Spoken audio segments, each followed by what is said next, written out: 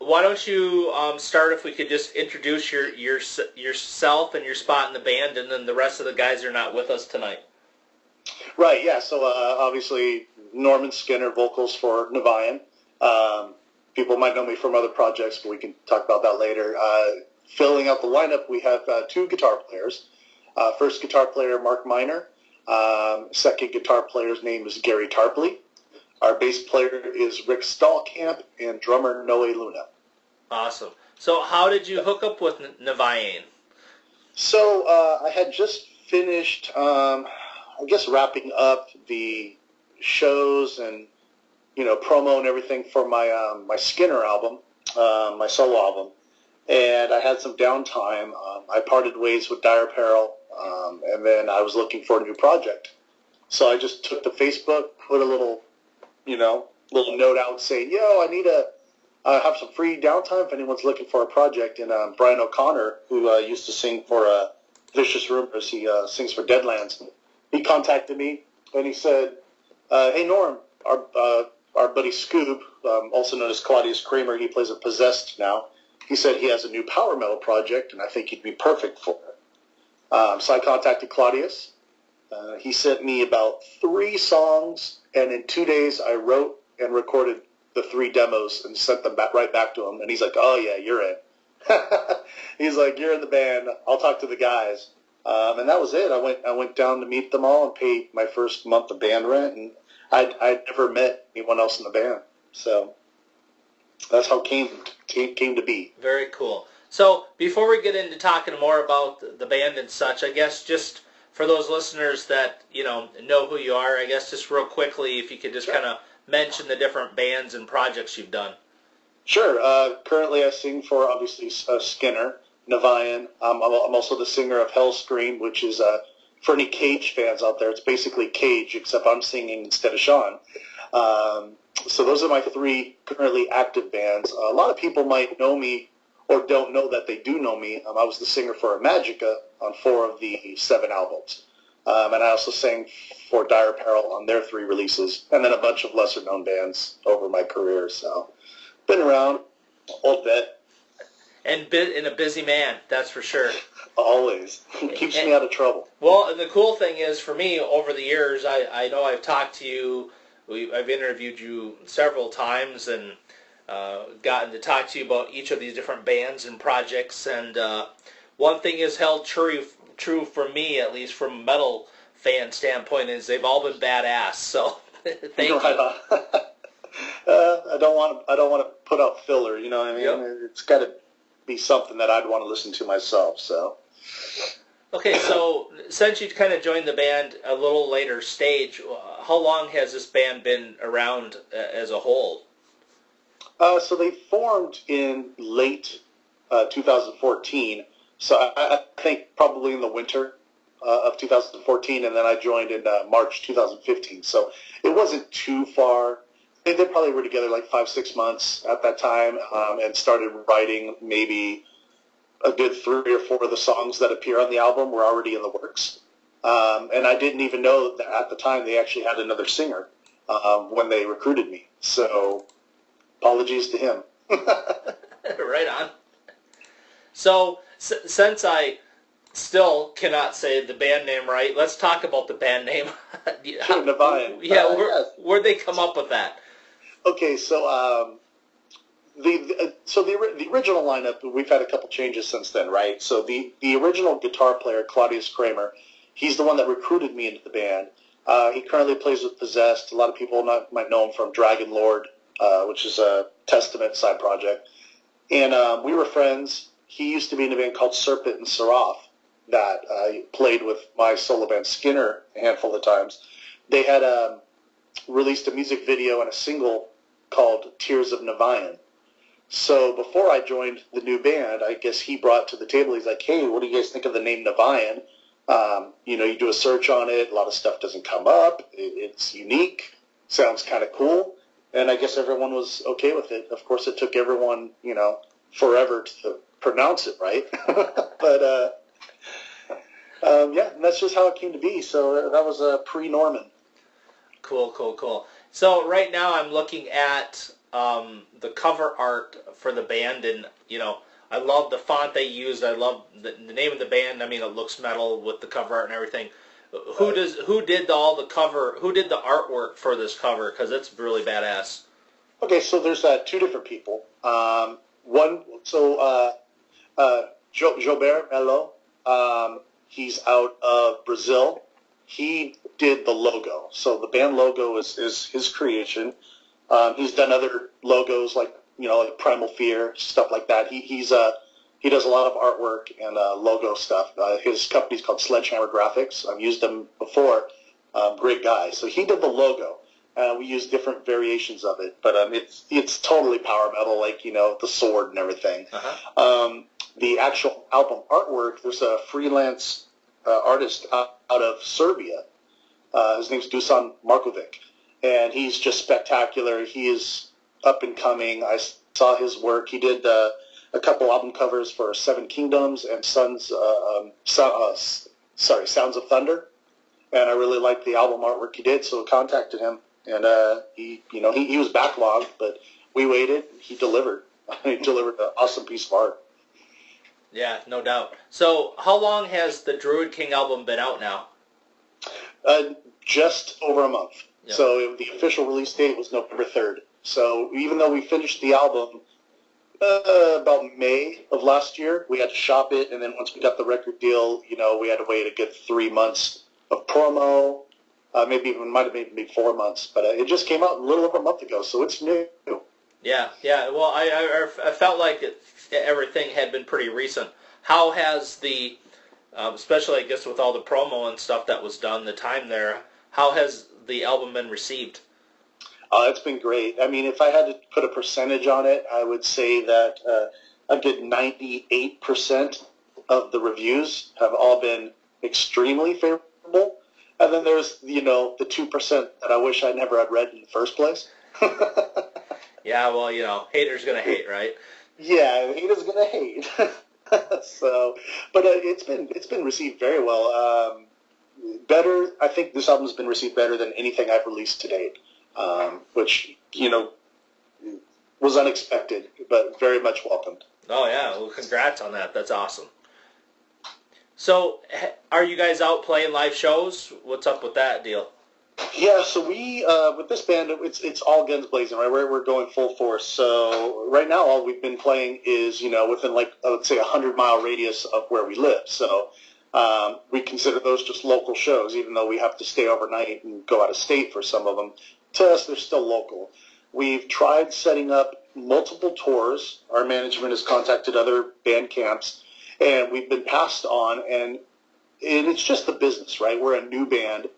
The album just came out, so these other, bigger bands are looking at us like, well, yeah, you guys sound good, but who are you and who knows you? Well, what are you going to bring to our tour package, right? Right. But we're still working hard. We do have a U.S. tour, like possibly in April, May. That I can't say anything about yet, but we're waiting for the confirmation on.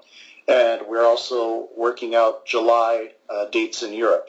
So we're just, right now, fingers crossed, we're hoping that they work out, and then we'll be able to actually get on the road and, deliver this music to some more areas. Yeah, right on. Well, I wish you the best of luck with both of those for sure. Thank you. Yeah. It's hard. You got to start at the bottom and work your way up. So. Right. You guys are out in Cali? We are. We're Northern California, Sacramento, so about 2 hours north of the San Francisco Bay Area. So you guys away from the wildfires and all that crap? Yeah, those were north. Those were like northern Bay Area. So, but there were days where we saw some of that smoke and stuff, right. coming close, but nowhere near our homes. Except, I should say, one of our guitar players lives 2 hours out from where we rehearse, up in the foothills of the Sierras, and he said that there was a lot of areas devastated by the wildfires out there. Yeah, our thoughts go out to all those people. That's for sure. Right, absolutely. It's crazy. So, so when you're doing these local shows, do you kind of when you guys book those, do you like have other local bands come play with you? How do you guys set those up? Yeah, so so there's good and bad, right? So one thing that we definitely have going for us is we're obviously doing something right because we don't have to book any of our own shows. We're getting asked by so many other bands that have seen or heard about us to play with them that we just basically accept or reject the show offers as they come in. And we'll play 2 to 3 a month within 100-mile radius. We'll head out to Reno. We'll go down to the Bay Area. We'll play one right here in Sac. Maybe we'll head out to Ukiah. So they just kind of come in and we just kind of pick and choose what we want to play. And it's usually a whole bunch of local bands from the area. And we just keep making more and more fans, But the good thing is we don't have to play the booking game. We're not having to, talk to promoters and bookers and try to get on shows. Right. We're just being asked to play. So that's fantastic. Oh, heck yeah. That's awesome. Yeah. So how's the scene out there? And the reason I ask it because I know how it is like around here, at least like in the Midwest area. A lot of the venues have gone to this, we won't call it pay to play, but it kind of is. You have to sell tickets and all this stuff. So how does it work out there for you guys? So my understanding from different musicians that because I have a lot of friends, a metal network going on, and I think it's pretty much the same all over the U.S. The good venues are closing down. The bigger venues that are still open will want you to sell tickets. Some of them will even change what slot you play on the show once you actually deliver your ticket sales. They'll be like, oh, you didn't sell as much of this band, so you're opening, But that, luckily we don't do too many of those. Every once in a while we'll be asked to play a larger show with a national band, and they'll say, oh, hey, can you guys unload this on the tickets? And luckily for us, we have no problem doing that. Right. But I do think it's a bad practice. But, the state of metal in the U.S. is nothing compared to, like, say, South America or Europe, right. Or even Japan. I mean, it's pop and rap and maybe some mainstream hard rock, right? Like, if you ask anybody, if you go to see who's the biggest metal band in the U.S., other than Metallica, you're going to get, like Five Finger Death Punch? Right. Come on. Right. So, yeah, it's bad. Yeah, definitely an unfortunate situation. But bands like you will continue to bust your ass and work hard no matter what, right? Absolutely. I mean, I didn't get into this for fame or fortune, right? So, I mean, I just wanted girls and, party. So right, back then right. when I started, so it's all good. Okay, so it sounds like you guys are kind of all in Cali. So how often are you guys getting together and practicing? I guess you guys have like a normal routine down, I'm guessing? Yeah, it varies. I mean, ultimately, we'd like to practice at least 2 times a week, but we don't. I mean, we get together maybe once a week or once every other week. And then we'll practice for between 4 to 5 hours. But we're all professionals, we do our homework, and if we cancel rehearsal for any reason, we just make sure that we're still working on band-related things outside of it. We take the business side of it just as seriously as the songwriting. So. Okay, very cool. So let's give you an opportunity for a shameless plug here. Where's a good place for people to go find out more about the band, buy the album, download tracks, all that kind of stuff? The best place to go is nih-vy-anne.com. So I still am a firm believer that every band should have their own website rather than just relying on like a Facebook page. So for those that want to know how to spell the band name, since the pronunciation's hard enough, it's nih-vy-anne.com.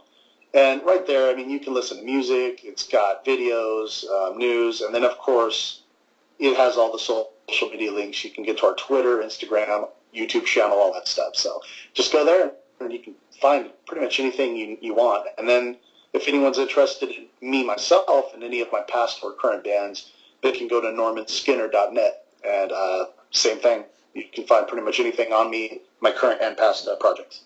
Very good, very good. Okay, I have a question from the chat room on the website.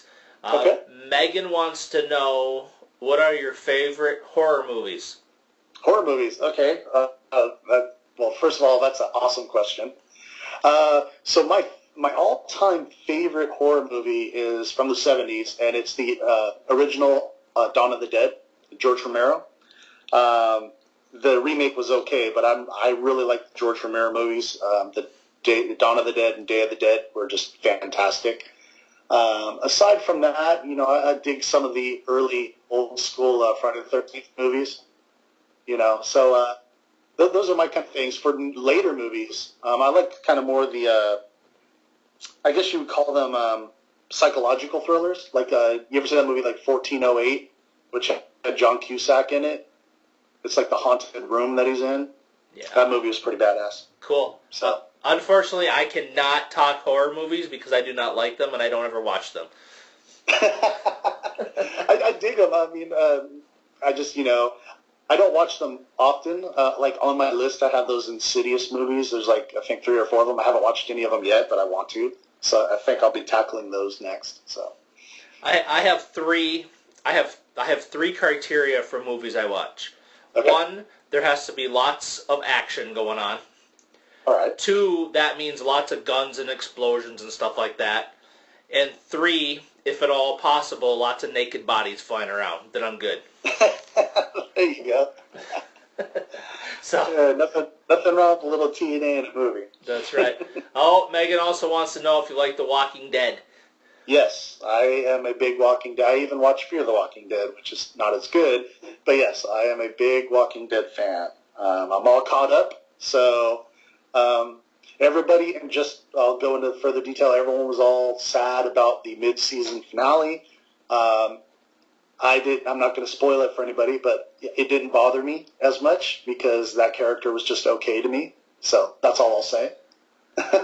Yeah, I'm like... I was worried, because over here in California, everybody on the East Coast is already watching it, and they're posting on Facebook. So I saw everyone going, oh no, I'm crying and everything. So I was worried one of my favorite characters was going to get killed off. Luckily, it wasn't one of my favorites. So there you go. I'm like halfway through. I'm kind of stalled on it at the moment. I got into Game of Thrones and started that from the beginning, and I'm all caught up on that now. So I watch that too. You know what? I'm a night owl, so I watch a lot of TV. I watch Game of Thrones, Vikings, all those shows. Yep. The one show I'm stuck on that I haven't been able to move past is I was watching Sons of Anarchy, and I'm like on the last season, I think, but like one of my favorite characters got killed, so now I'm all pissed off, and I haven't brought myself to watch the next episode yet. It's been months. So. Oh, that's badass. Okay, so for those that have, maybe that are tuned in or will listen to the recording of this, by the way, I'm recording this, forgot to tell you that. And, maybe have not heard a lot of your work, I guess, what kind of influences, got you into music and got you into metal that kind of make you want to do something like this? Yeah, it's been an evolution. It really has. I mean, my first exposure to metal was like, the classics. I mean, I was real little at the time, but we're talking like, Zeppelin and Kiss and Blue Oyster Cult and stuff. Then I was just a total 80s hair metal guy. I mean, that's all I was into, Winger, Def Leppard, Motley Crue, Warrant, Skid Row. That's all I listened to until about junior high school. Then all of a sudden my friends got a hold of me and they're like, wait, we're going to expose you to other metal. And, I was listening to everything, I was listening to Metallica, Fate's Warning, Obituary, Testament, of course being in the Bay Area, tons of thrash. So I got into progressive metal, thrash metal, speed metal, and then it wasn't until I found power metal, and that ultimately became my favorite genre music to listen to in the end. So, yeah, but I listen, like people that listen to my stuff, I mean, I kind of run the gambit vocally, and it's because I have all these different styles I like to listen to. I mean, in my own playlist, I'll be listening to some, Scandinavian, like I'll be listening to like some soil work, and the next thing I'm listening to Europe, and everything in between. So my taste varies. It really does. Cool. So while we're on the topic, what's in your playlist right now? I'm sorry? While we're on the topic, what's in your playlist right now? So I have a Spotify that I listen to with like 9,000 songs. Yeah, same here. On random. But what I do is here's kind of my regimen, right? I go to Blabbermouth every morning because that way I'll know what albums are coming out when. Then I set a little reminder in my phone for the Friday And then, hey, this so-and-so's coming out with an album. Then on that Friday, I just add it to my Spotify list, the whole album. Then if songs come on I don't like, I just thumbs them down. So I'm always kind of up on new stuff. But I can say bands that I'm really getting into right now, kind of newer bands. There's a band out of Australia called Damnation's Day. Really digging on them right now. I'm spinning a lot of Sonic Syndicate. Pretty Maids is another band I've been listening to a lot of right now. And then some of my favorites, like I love like Brainstorm and Primal Fear and Iced Earth, stuff like that. Gotcha. Very cool. Megan wants to know if you want to hang out. Apparently she likes your answers. Yeah, you can come out to a show. Absolutely. We can totally hang out. But I'm always open to all new friends. I accept anybody that adds me on Facebook. So Norman Skinner, you'll find me. Add me on Facebook. Chat music all day long. Yeah, right on. No doubt. Norman's a cool dude, easy to get along with, and he will talk to you. I know that for real. Yeah, I'm under the belief that you can never have too many awesome metal friends, right? So anybody that messages me, I chat back. I'm not one of, I've met too many, as I call them, cock stars, right. In my life, where I've met guys that I looked up to and they were like total douchebags. And I'm like, I'm never going to be that guy, ever.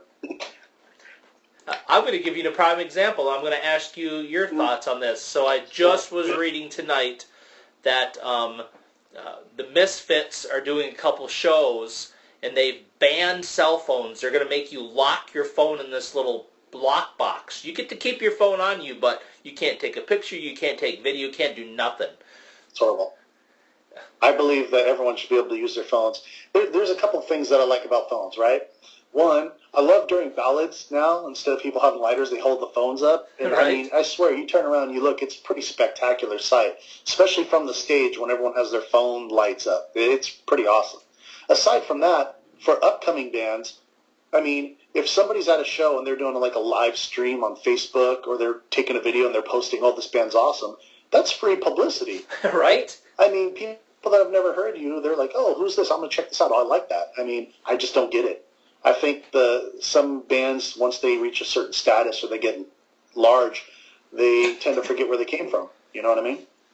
Yeah, and we were talking about this earlier, too. The thing is, okay, let's just be honest, most of those Facebook videos and most of these videos people post, that they've taken with their own, okay, the quality kind of sucks. So if somebody's really wants to watch your video, they're gonna buy the professionally recorded version anyway. So it's not like you're gonna lose sales. And like you said, more people are gonna know about you. Exactly. Yep. I just don't understand why bands would be like that. I don't get it. Unless maybe they're thinking, we're not going to sound as good. I mean, hey, if you're not as good live as you are on, video, you shouldn't be playing anyway. Yeah. Hey, that kind of goes back into what all the people are listening to these days in the States. Right. Auto-tune crap. God. Okay, I won't even go down that because I'll get irritated. Let's talk about the band and where people can find out more about them again. Sure, yeah, so nih-vy-anne, nih-vy-anne.com. And really, it's the best place. I mean, we have an Instagram, but I think there's like 5 pictures on there. We're still trying to figure out how to use the thing. Our Twitter, we really don't post on Twitter. It just links to our Facebook, so when we post on Facebook, it automatically shoots it over to Twitter. We do have a YouTube channel. We have every song is available on our YouTube channel. So you can go there and watch videos. There's a playlist so you can listen to the album in its entirety. You can listen to the album. It's on Spotify, iTunes, all that stuff. I understand the way that music works nowadays. The music to me is almost a gimme. It's like you make the music and it's almost going to be given out for free unless they actually want a tangible physical copy in their hand. Right.